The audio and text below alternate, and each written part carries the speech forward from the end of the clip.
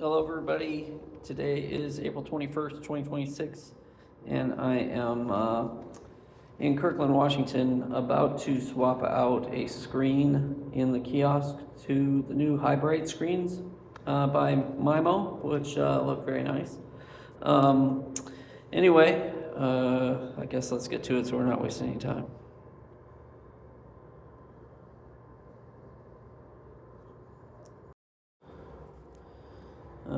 Okay, so we're here. This is the screen. I turn the machine off down in the base by hitting the power button. Turn everything off. You want to soft shut down the PC beforehand, and then just turn the power off. So now that it's powers off, the only thing we need to worry about is this battery. And so I'm going to disconnect this battery so that there's no residual power running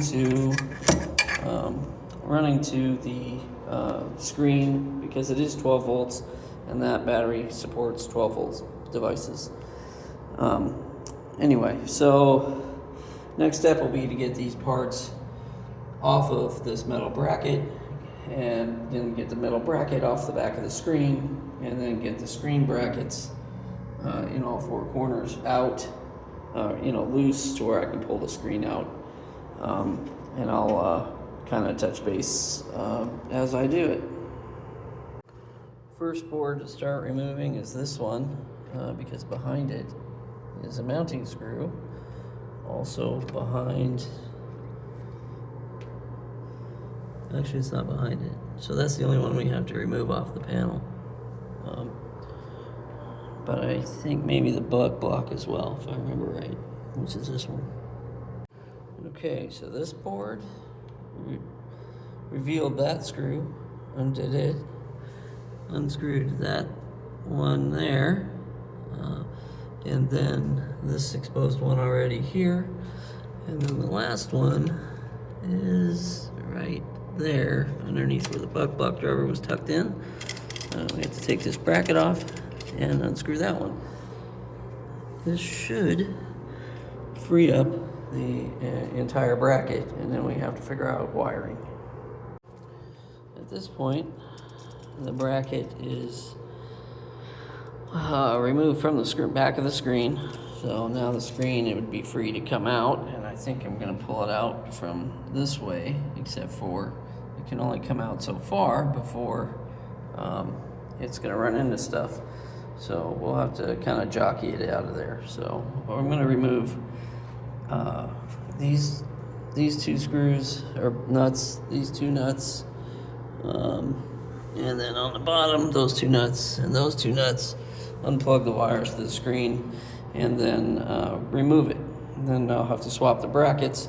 And notice these brackets are depth set. So depending on the position of the screws going into the screen, sets the depth for how that screen fits in the, sticks out of the metal. We need to make sure that there's no gaps and it's nice and uniform and fits nicely. Okay, welcome back. Let's see, one thing to note is that you do not need to move this. You don't have to unbracket this. It is not part of the brackets to hold the screen in. I basically have removed all the nuts against the that are connected to the PIM studs on the face of the kiosk for the screen, holding the screen, except for this one last one. As soon as I loosen that, the screen's going to want to fall out. So make sure that you don't have any cables still connected, which I still do. I am going to be disconnecting those right now. So there's power, video, and touch. Touch is over here. I've already removed that one. Next step is to loosen that last nut and pull that monitor. I'll be back. Okay, so I've got the screen out with the brackets still attached. Obviously they have to come off, and again they need to have the depth set so that the screen protrudes out the metal of the kiosk and creates a nice seal. always bring a towel, multiple towels, so that you're protecting your screen so you're not sitting them on a hard surface and potentially scratching them. Whether it's the old one or the new one, they're still a valuable product. Got the new screen set up, the old screen set up next to each other, and I'm going to transfer brackets. Okay, welcome back. Alright, so I took the old brackets off, got them put onto the new screen, and if you notice, these brackets are loose. You need these brackets to be loose so that we can set the depth after it's put in. So after it's put in, we'll need basically a screwdriver with like a socket handle or a bicycle screwdriver with a Z shaped, so that you can get it in there and tighten these and set the depth of the screen, which I'll show in a few moments. Alright, I also wanted to show kind of what it looked like in the middle of the swap.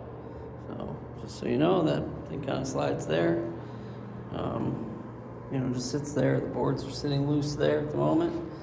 And I'll slide the new one in and then set the depth. Things are going nice. I'll keep you posted. Okay, so that is an example of a tool that you need to put a bit in so that you can get to these screws on the sides, because there's things in the way. It can't be very thick. So there's, obviously 2 on that side, 2 or 4 on this side, 4 on the bottom that also have things in the way, and the tops. So what I did is I set the tops, and it looks like you don't want to preset those because you could set it like at an angle and it won't fit uniform at the front of the screen, in the kiosk. So right now we have a good uniform. I haven't finished the bottom yet, but it's close to uniform, and it will be. That's where we're at. Okay, so I use this and all the screws on the sides, all the screws throughout the top and the bottom, and so I should have, with proper depth, I should have a nice uniform depth where there's a ridge on the screen, and I don't. See this? It sticks out further here than this corner. This corner's more flush, so I've got to go back and set it. Okay, so now I'm at the back of the screen. I just hooked up the touch, which is right here. I hooked up the display port, which is right there. And I hooked up the 12-volt power, which is right here. The other 12-volt power adapter is a longer cable, and it is labeled. They have it backwards?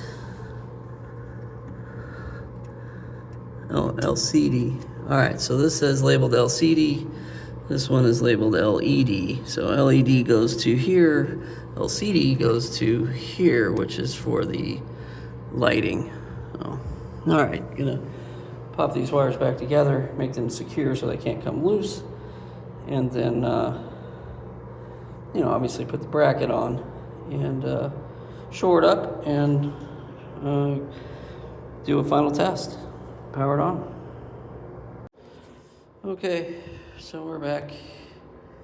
Everything is plugged back in, mounted. Cradle point is back. I hooked all the wires back up to the TP link properly.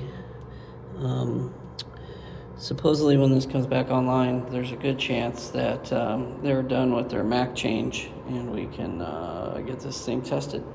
So we'll see what happens. About to turn it on.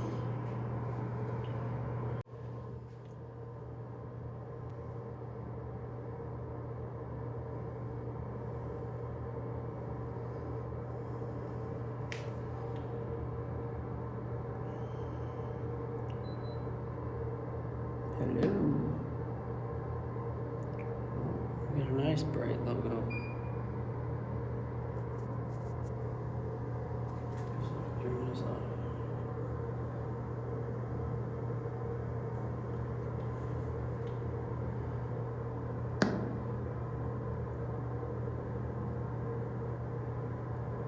So default for the screens is set at 80% brightness.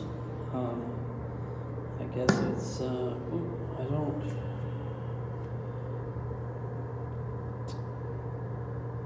80% brightness, so we'll see what happens. Ooh, that's a little bit bright.